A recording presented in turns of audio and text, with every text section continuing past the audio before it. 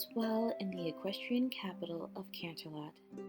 The sun had risen on schedule, and there were presently no rampaging monsters, unleashed artifacts of doom, or foals on holiday to ruin the cheerful atmosphere of the most beautiful city in the world. And on such an auspiciously good morning, Princess Twilight Sparkle, reigning sovereign over Equestria, Princess of Friendship, and every pony's second favorite pony on the new currency, losing narrowly to Dorothy Hooves, who wound up printing on every bit by complete accident, decided that she would spend a lovely few moments of her rarely peaceful schedule to drink normally lethal amounts of her favorite coffee, eat a bagel, and do some crossword puzzles, in addition to her delicately bland breakfast.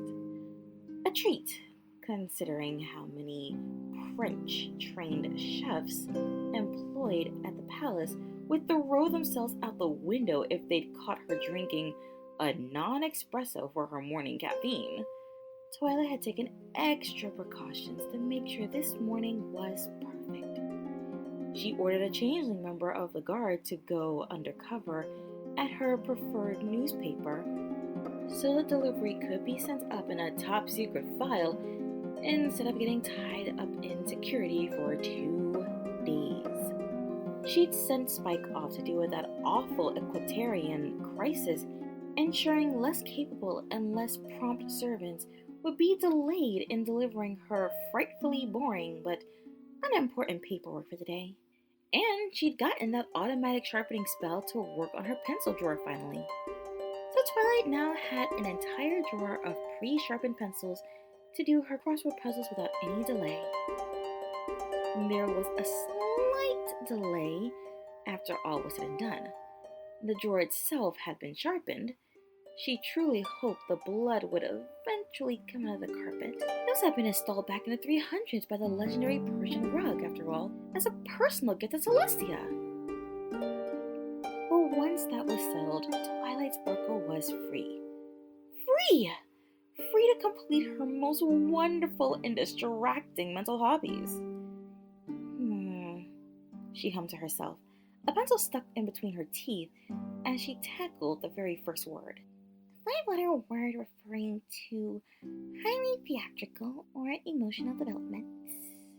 Ironically, it was at this very moment that the large purple double doors to her private apartments slammed open with the force of a detonating bomb. And the force of the slamming doors rattled everything on every shelf, though Twilight's remarkable foresight in casting Dewey Disable's decimation reducer spell kept everything from falling off anything else, thankfully. Several badly shaken guards and servants lay concussed in the hallway beyond, and with the perpetrator of this heinous act standing before the open doors, fire and ice flashing in her crystal blue eyes. "Twilight!" Rarity cried out, her voice a strange blend of rage, terror, despair, and acting talent. "I'm pregnant!" Twilight clicked her tongue and made the necessary addition to her crossword. Drama. "Twilight! I'm pregnant!" Rarity repeated, voice straining as she charged into the room. Twilight shook off the crossword-denied fugue state she was in danger of slipping into, and threw her dear friend the brightest, most supportive smile at her disposal. It didn't hurt that it was genuine to boot. "Congratulations, Rarity! I can't believe..."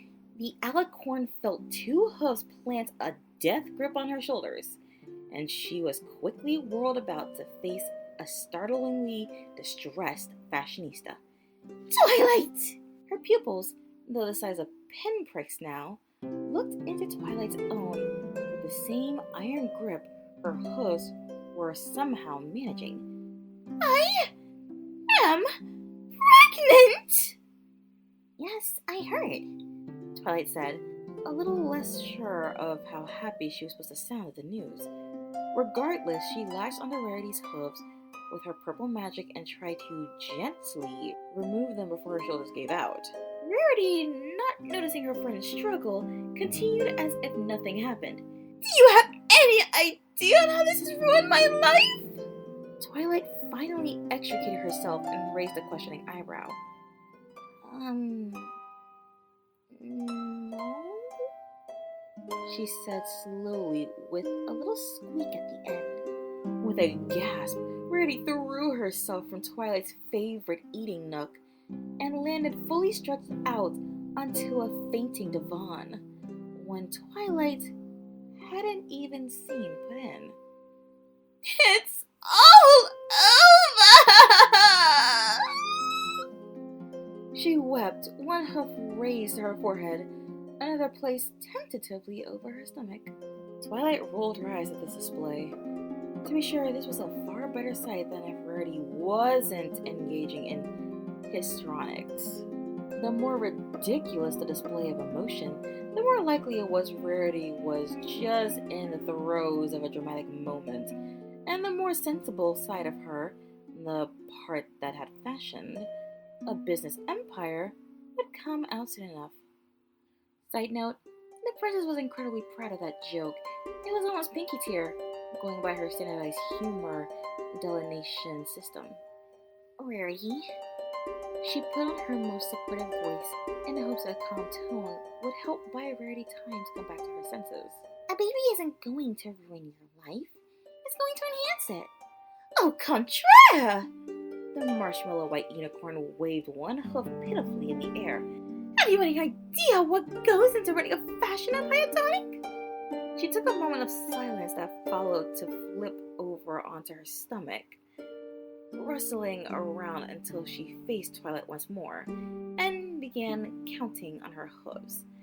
I am constantly in transit, Twilight, in order to check up on individual stores, meet and greet at important functions, both business-related and to help you and the girls run the nation. She gave Twilight a knowing look with that one. To make certain my Rarity standards are being met at the workshops and individual boutiques, and to find inspiration for my next big creation. The first thing we learned about running this nation together, chided Twilight, was that whole swan ceremony. Why don't you just delegate more? Rarity paused, but pushed on anyway. Regardless, I am not delegating my passion, darling. Too many chefs, as Pinky says. She tilted her head back, locking eyes with something ephemeral, and most likely not Twilight's wallpaper. I can't imagine letting every pony who works for me down. Rarity took a softer, less accusatory tone. Would you tell Applejack to stop bucking her trees? Twilight nodded firmly. Yes! It's practically my complimentary whenever I write her a letter. You could always scale down your involvement. Stick to the design work while you let a few trusted friends manage the business aspect. Rarity's muzzle scrunched up at the thought, though she didn't directly deny the idea either. Then she seemed to come to her next point, swapping which hoof was being pointed at as she counted her reasons. Well, that's all well and good, my dear, but how long would such an arrangement last? You have the luxury of eternity. At the moment, Twilight silently mulled. But us mortal ponies can't just drop our business for 2 decades at a time. Twilight shook her head again. Rarity, after some maternity leave and maybe a hoofful of easy years, you could come back to mostly the same schedule. Tons of mares manage to balance an active work, social, and family life. If you haven't noticed, Rarity flipped her mane in an authoritative manner. I am a perfectionist. If something is to be done, it is to be done correctly. If I am to be a mother, I shall be the best mother my foal has ever seen. Yes. Rarity pinched the space between her eyes. I know what I just said. My point, darling, is that I don't think I can do both at once, and I'll not subject my foal to a full-time nanny. Why go through the process if I'm not going to have him or her myself? That just made Twilight's face scrunch up in confusion. Rarity, it's not like you'll be alone. I am alone! Biologically impossible, Twilight chuckled, which only drew a dark frown from her friend. So, who's the father? Darling, Rarity folded her forelegs in front of her and gave a little harumph. What part of alone did you not hear? The princess narrowed her eyes and quirked her head to one side. But she tapped her chin and thought. But that's not... Starlight never tried to splice your DNA with a starfish or something. I don't know how it happened. Rarity flipped to her side and practically leaned off her couch. One day I started feeling ill in random bouts. When I had checked up with my doctor, they told me I was a few weeks along. Well, Twilight shook her head. Who did you, hang out with before then? Rarity's frown intensified. What kind of man do you take me for? Apparently a pregnant one, Twilight blurted out before quickly clasping her hooves over her mouth. Twilight! Rarity glared and raised her head up high. This is precisely the problem! As a lady, I have been of the utmost care and discretion in such matters. And I am telling you, I have had 0 relationships with any pony that might have resulted in this predicament. But that doesn't matter to the ones who drive the fashion industry. My reputation will be in tatters. As Rarity sank back down into a silent sob, Twilight's ears perked up. Something about what her friend had just said. Rarity? Yes, darling? Any pony? Spike was awfully waking in a few days ago. Rarity shot up on all floors, one hoof jabbing directly at the princess, her voice a venomous hiss. Just what are you implying? Twilight snorted with barely constrained laughter. Twilight! Rarely scowled threateningly. I shall not stand to be mocked by your friend! Relax, Rarity. Twilight ruffled her wings to get the last of her giggle energy out. It's not like no one suspected you two. Rarity blushed, yet remained standing firm. I don't know what you mean. Twilight shot her friend a raised, suspicious eyebrow. Rarity, the whole court saw you kissing Spike just a few weeks back. Remember when... Yes! Rarity collapsed back onto the couch and blew a raspberry. I get it. I was hoping every creature would just sort of not notice. Or chalk it up to chaste, chivalric appreciation for Spiky's attempt at saving me from that wretched Cozy Glow. Both mares shivered just a little at the close call they'd had when Cozy had last got free of her stone prison. Good thing that was all resolved and done with. Spike also talks in his sleep, Twilight grinned. Mostly it's about food, O&O, or gems. But he always comes back around to you. Ugh! Rarity snorted, and then buried her face into her hooves to hide the growing blush and happy smile that threatened her foul mood. It can be so romantic some days. The fashionista inhaled a deep, calming breath and instantly regained her composure. Still, she said, slowly, her voice edging away from fake indignation and anger to something far less dramatic and far more heartbreaking. That's the worst part about all of this. She looked up to Twilight, grinning slightly to meet the taller pony's eyes. Spike will be devastated unless I can explain this. He'll think I betrayed him. Twilight, I cannot break his heart. Not like this. Not ever. Twilight smiled softly, Looking down into her dear friend's watery eyes, she couldn't help but silently relive a few choice moments in her life that involved Rarity. And she reflected on how the unicorn's heart was so full and so willing to give. In the end, it wasn't that her business might suffer from her absence, but she might not be able to devote herself wholly to her foal that drove Rarity's fears. And it wasn't a fear of her reputation being destroyed. Not really. It was the fact that the one being in this world that meant the world to her, in a way that no other could, might think less of her for something she couldn't explain. And so, Twilight reached out with a wingtip and gently dabbed away Rarity's growing tears. She leaned down close and whispered something to her with a smile as genuine as the one she held when she'd first congratulated her friend on her happy news. She said, "Spike is the father." "I beg your pardon?" Rarity's eyes almost crossed with a sudden swell of confusion. "Spike?" Twilight said again, still softly. "Spike is the father." "Now don't be silly." Rarity half turned away and frowned. "I came to you with serious concerns, and I shan't be made fun of. As I said, I'm not making fun of you." Rarity snarled back, quick as a whip.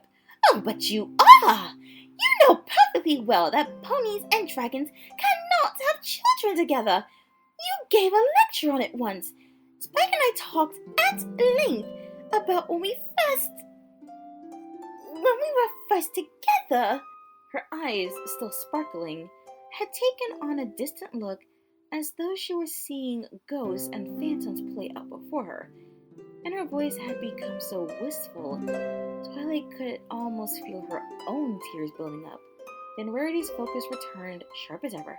"So don't you dare pretend that could be anything other than the pleasant, if impossible, fantasy."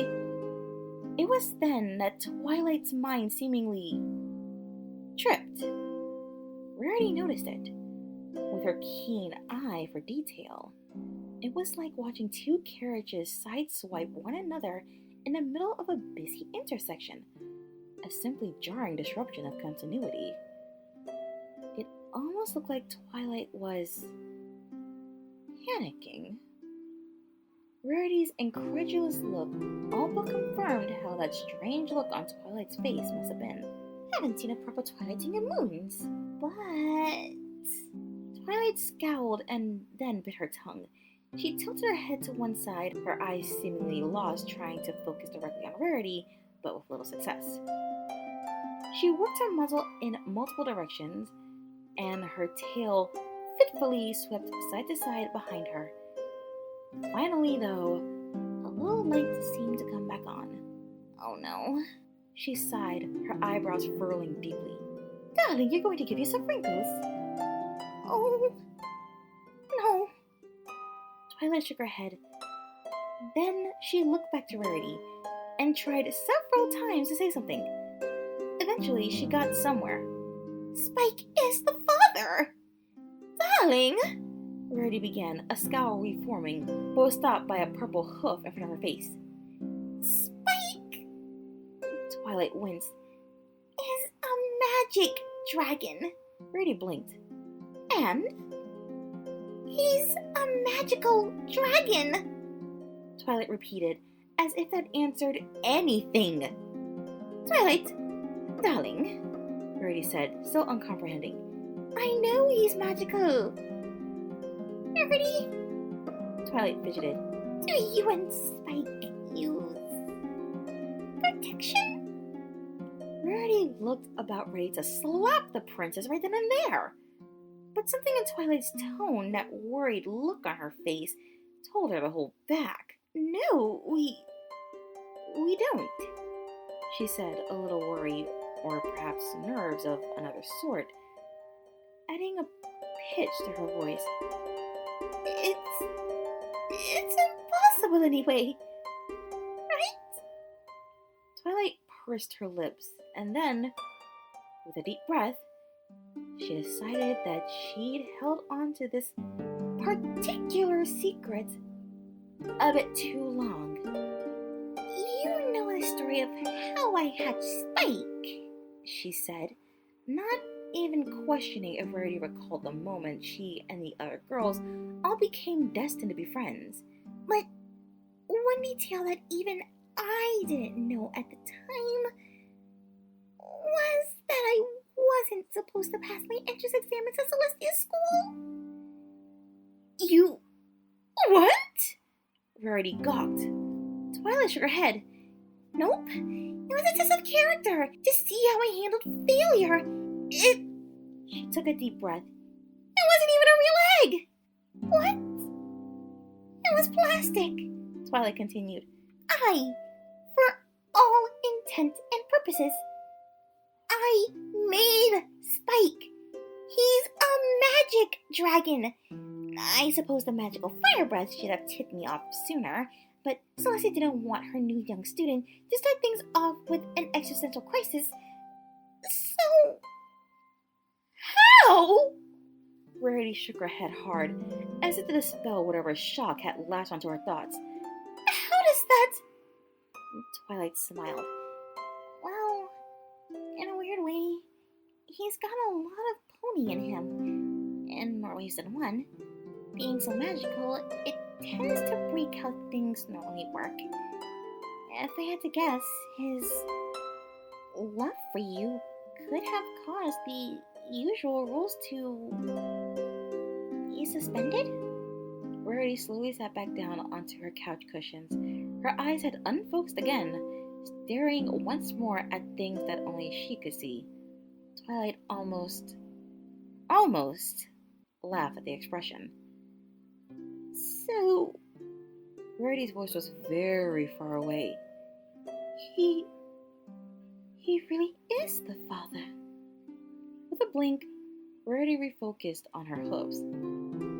But his duties here are too important, she whispered, though not in as convincing a manner as she probably hoped. I can't ask him to stay home or to watch over a child while I gallivant about.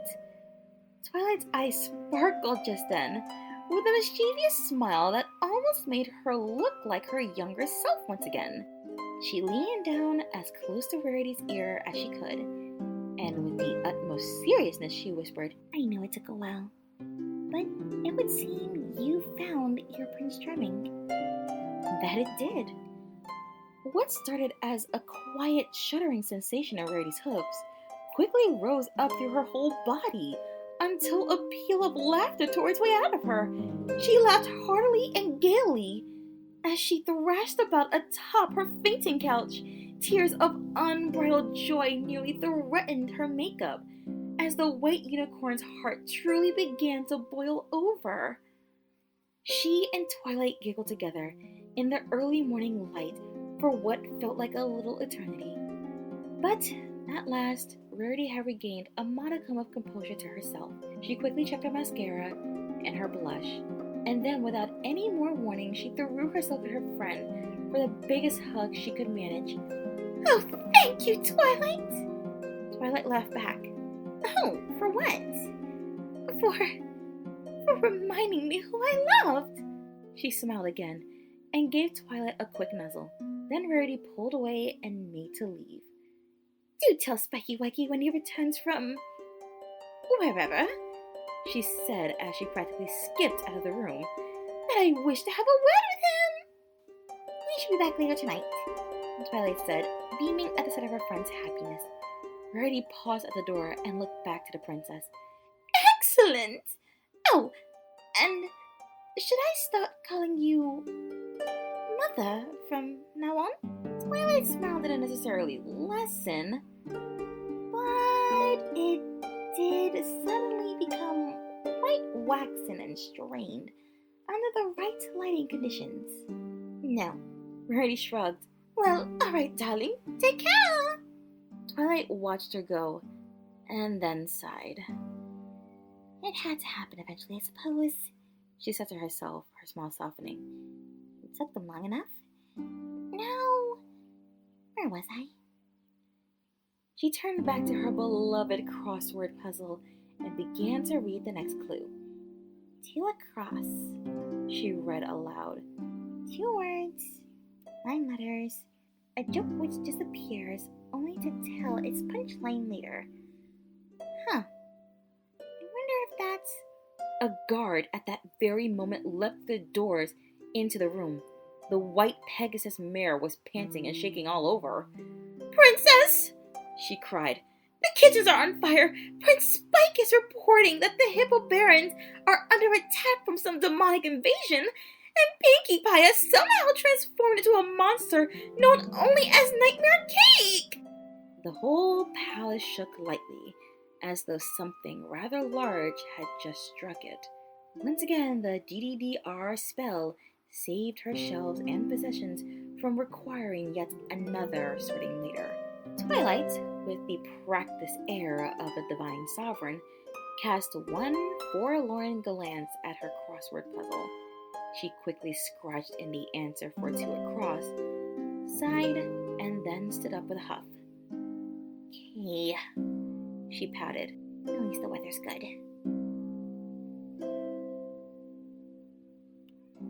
The answer to 2 across just happens to be brick joke.